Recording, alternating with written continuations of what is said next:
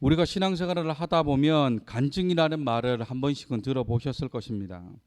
이 간증에는 여러 간증이 있지만 가장 대표적인 간증이라고 한다면 예수님을 믿기 전의 삶과 예수님을 믿게 된 과정, 그리고 예수님을 믿고 난 뒤의 삶이 어떻게 변했는지에 대해서 하나님과 성도님들 앞에 말로써 고백하는 것이 가장 대표적인 간증이라 할 수 있습니다. 이런 간증도 있지만 또 다른 형태의 간증이 있다면 간증이라는 말처럼 하나님 앞에 자신의 신앙을 고백하는 것입니다. 어떤 어려움 가운데서 하나님께서 어떻게 역사하셔서 그 모든 어려움들이 해결되었는지, 또 하나님께서 나의 삶을 어떻게 바꾸어 주셨는지를 고백하는 것도 간증이라 할 수 있습니다. 그런데 사실 이 간증이라는 말이 우리 교회에서 사용하니까 교회 용어로 생각할 수 있지만, 사실 이 간증이라는 말은 조선시대 때 사용되었던 법률 용어입니다. 남의 죄에 관해 증언하거나 증인으로 선 것을 조선시대 때는 간증이라 말했다고 합니다. 그러나 이것이 시간이 지나면서 기독교에서 이 단어를 다른 사람의 죄를 밝히는 것이 아니라 하나님과 성도님들 앞에 자신의 죄를 고백하는 것을 간증이라 부르기 시작했습니다. 그래서 지금 사전에서는 이 두 가지 의미를 함께 포함합니다. 남의 범죄에 관련된 증인 또는 증언이라는 의미와 자신의 종교적 체험을 고백함으로써 하나님의 존재를 증언하는 것.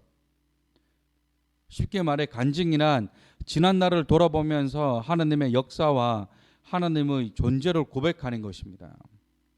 오늘 본문인 다니엘 4장의 말씀은 바벨론의 왕인 느부갓네살 왕의 간증과도 같은 말로서 시작합니다. 그리고 이 간증은 지난 7년 동안 있었던 이야기이며 약 7년 전에 하나님께서 느부갓네살 왕의 꿈을 통해서 하신 말씀입니다.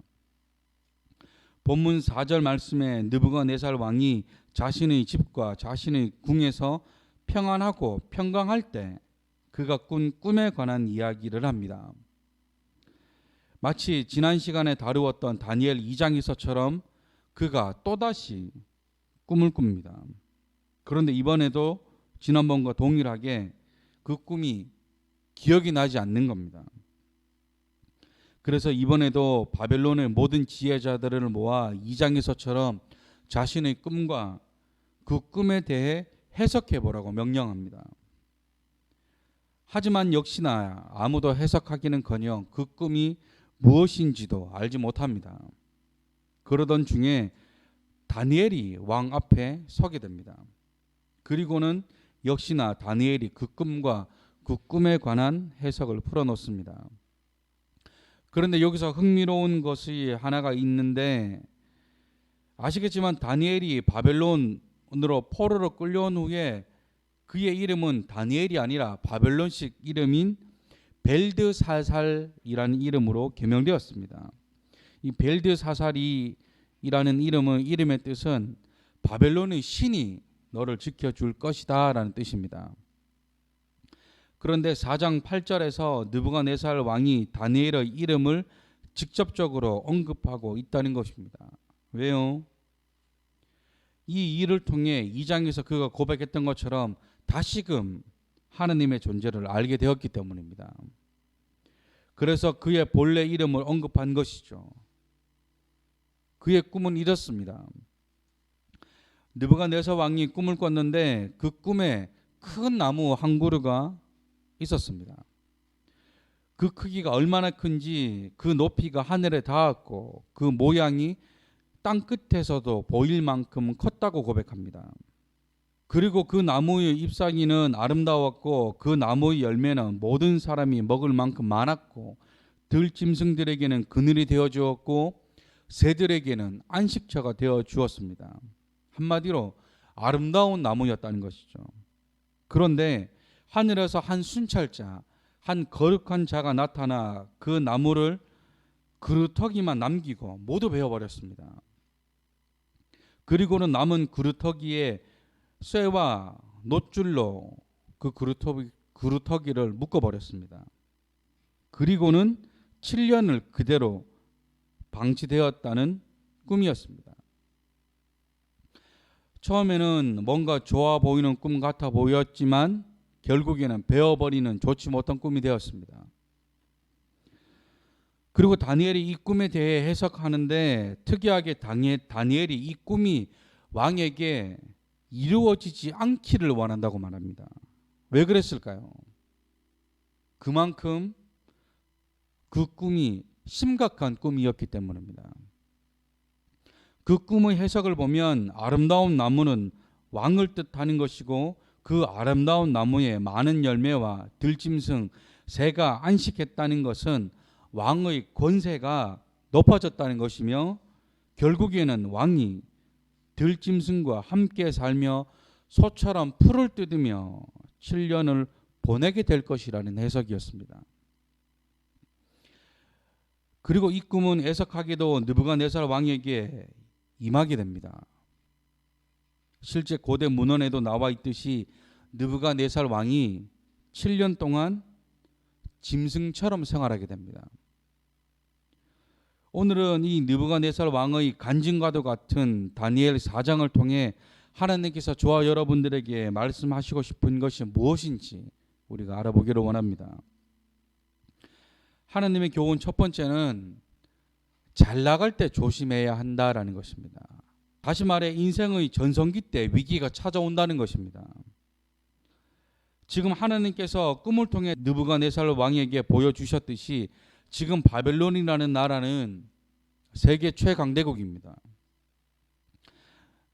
세계사적으로 봤을 때도 이 바벨론이라는 나라는 수많은 나라를 정복하고 절대 무너지지 않을 것만 같았던 나라였습니다.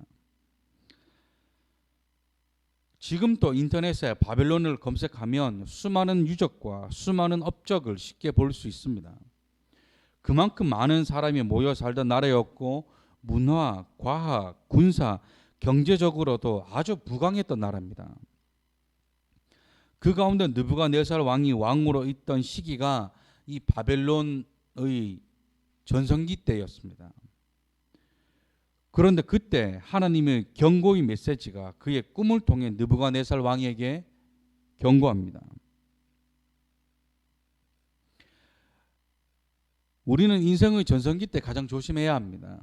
물론 항상 넘어지지 않기 위해 항상 조심해야 하지만 특히나 전성기 때 조심해야 하는 이유는 그때가 가장 방심하고 있을 때이기 때문입니다. 인생이 내 계획과 뜻대로 잘 흘러가고 원하고 바라던 일이 술술 풀려나가고 자녀들 학업이며 나의 직장이며 나의 재산이며 모든 것이 내가 원하는 모양으로 잘 만들어질 때 우리는 안도의 한숨을 내쉴 수 있지만 한편으로는 더 많이 신경을 써야 하고 더 많이 경계해야 합니다. 그런데 이런 위기를 어떤 경고나 신호도 없이 우리를 찾아올 때가 많다는 것입니다. 바쁘다는 이유로 신앙을 멀리하고 해야 할 일이 많다는 이유로 반드시 해야 할 신앙생활을 놓치고 순종하지 않아도 아무런 일이 일어나지 않는다고 해서 불순종해도 된다고 생각하고 하나님 앞에 결단하고 결심한 것을 지키지 않는다고 해서 아무런 일이 일어나지 않으니까 그냥 넘어가고 우리는 오늘 이 말씀을 하나님의 경고의 메시지로 받아야 합니다. 전성기 때 조심하라. 그런가 하면 하나님이 주시는 교훈 두 번째는 교만함을 조심해야 됩니다. 교만함. 앞에서도 살펴보았지만 바벨론이라는 강대국이 전성기를 누리고 있을 때 느부갓네살 왕에게 하나님께서 꿈으로 경고하신 이유는 그가 교만했기 때문입니다. 4장 30절 말씀입니다. 나 왕이 말하여 이르되 이 큰 바벨론은 내가 능력과 권세로 건설하여 나의 도성으로 삼고 이것으로 내 위엄의 영광은 나타낸 것이 아니냐 하였더니 느부갓네살 왕이 뭐라고 합니까? 바벨론의 영광이 자신 때문에 이렇게 된 것이다라고 말합니다. 다니엘은 27절에서 왕에게 이 꿈이 현실화하지 않게 할 수 있는 방법을 알려줍니다. 4장 27절 말씀입니다. 그런즉 왕이여 내가 아뢰는 것을 받으시고 공의를 행함으로 죄를 사하고 가난한 자를 긍휼히 여김으로 죄악을 사하소서. 그리하시면 왕의 편안함이 혹시 장구하리이다 하니라. 아멘. 하지만 그는 그런 조언을 무시하고 30절 말씀과 같은 고백을 합니다. 지금 바벨론이 이렇게 잘되고 태평성대를 누리고 있는 것은 본인의 능력과 권세와 위엄으로 이 바벨론이 건설되었기 때문에 이같이 될 수 있었다고 말하는 것입니다. 그러자 이 말을 하던 중에 하늘에서 소리가 들리는데 그 말은 왕의 자리가 느부갓네살에게서 떠났다라는 소리였습니다. 그 이후 그는 꿈의 해석과도 같이 들짐승처럼 소처럼 풀을 뜯으며 7년이라는 시간을 보내게 됩니다. 보세요. 교만이란 사전에서 잘난 체 하며 겸손하지 않고 방자에 행하며 자신의 능력을 과시하며 자기를 최고로 자랑하는 행위를 말합니다. 그리고 이 교만이 죄가 되는 결정적인 이유는 교만은 하나님의 은혜와 도우심을 부인하기 때문입니다. 하나님이 없이도 하나님의 은혜가 아니어도 지금까지 이루었고 누리고 있는 모든 것이 하나님의 은혜가 아니라 자신의 능력이라 믿는 것이 교만입니다. 우리도 이 교만에 쉽게 빠질 수 있습니다. 심지어 나도 모르는 사이에 교만이 이미 우리 마음에 자리 잡고 있을지도 모릅니다. 잘 나가는 나의 커리어, 나의 트로피, 나의 성공, 내가 누리고 있는 것이 하나님의 은혜가 아니라 나의 힘으로 된 것이라 믿고 있을 수 있다는 것이죠. 성경에서는 이 교만이라는 죄로 인해 좋지 못한 결과를 가져온 경우들이 너무나 많이 있습니다. 이스라엘이 출애굽할 때 방해했던 바로를 비롯해 유다 민족을 말살하려 했던 하만, 자신을 신이라 자처하며 온갖 권세를 다 행하였던 두로 왕, 이스라엘의 멸망을 누구보다 기뻐했던 모압 족속, 그리고 하나님의 성전 기물을 자신을 높이는 것에 사용했던 바벨론의 마지막 왕인 벨사살까지 수많은 인물과 나라들이 다 하나님의 은혜를 부인한 결과 좋지 못한 모습으로 역사 속으로 사라졌습니다. 그렇다고 한다면 저와 여러분들도 이 말씀을 통해 우리의 모습을 돌아보아야 합니다. 지금 내가 누리고 살아가는 이 모든 것이 다 내 힘으로 된 것이 아니라 오롯이 하나님의 은혜라는 사실을 고백할 수 있어야 한다라는 것입니다. 비록 다른 사람과 비교해 많이 가지지 못한 것에 속상해하는 삶이 아니라 내 삶의 만족과 기쁨을 먼저 누리는 것, 이것이 이 세상 사람들과 그리스도인의 결정적인 차이입니다. 그렇다고 해서 아무런 노력을 하지 않아도 된다는 것은 아닙니다. 다만 기억해야 할 것은 세상 사람들이 부러움과 박수가 아니라 믿음으로 살아가는 자에게 주어지는 의의 면류관을 위해서입니다. 하나님의 영광을 위해 살아가야 한다는 것이죠. 저 사람은 그렇게 교회를 열심히 다니니까 가정이 평안한 거야. 저 집은 그렇게 신앙생활 열심히 하니까 자녀들이 잘 되는 거야. 세상 사람들의 부러움이 아니라 내 삶을 통해 하나님이 영광 받으시는 삶을 살아가기 위해 최선을 다하셔야 한다라는 것입니다. 바라는 것은 올 2023년도에도 만족하는 삶을 살아가시기를 주님의 이름으로 축원합니다.